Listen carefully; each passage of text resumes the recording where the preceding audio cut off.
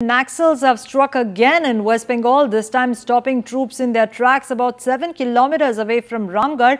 Authorities say that the forces have been stopped due to sporadic firing and landmines. This is the news just coming in. Remember that just a short while back, we also heard of a landmine blast which took place between Pingbongi and Kadashol. But now, 7 kilometers from Ramgarh, the troops have been stopped in their tracks. Let me go across to Jayanto, who joins us with more details. Jayanto, bring us up to speed on the latest in this situation. We were following the security forces who are present in large number, and for the first time from this side after exactly 1 week of operation to flush out the Maoists, they have started entering into Lalgarh from the other side. In fact, after it's just about 7 kilometers, as you likely said on the way, is a forest which leads to a place called Kadashol. It is known as the Kadashol forest.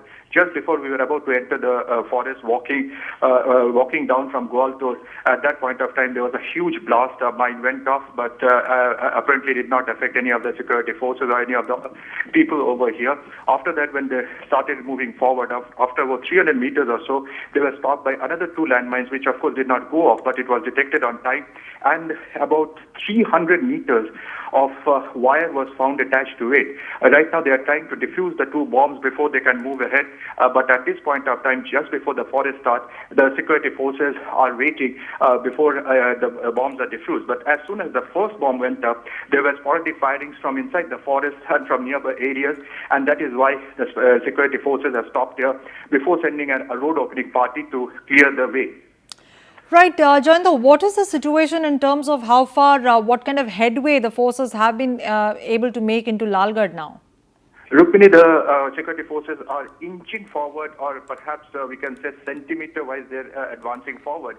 Because when we are coming into the villages, they are totally deserted. In fact, even when we started walking from Gwaltor, none of the places, even Pingbongi, there are hardly any people over there. All the houses are locked, and that is the reason that the security forces are taking no chances. They are checking each and every house, each and every village before they go ahead. In fact, on the road, they have a cockade which is led by people who are sweeping the area with minesweepers, and the other rest of the forces that includes the West Bengal Police, the Indian Reserve Battalion, and in fact this Indian Reserve Battalion was raised to fight the Naxals in and around this area earlier.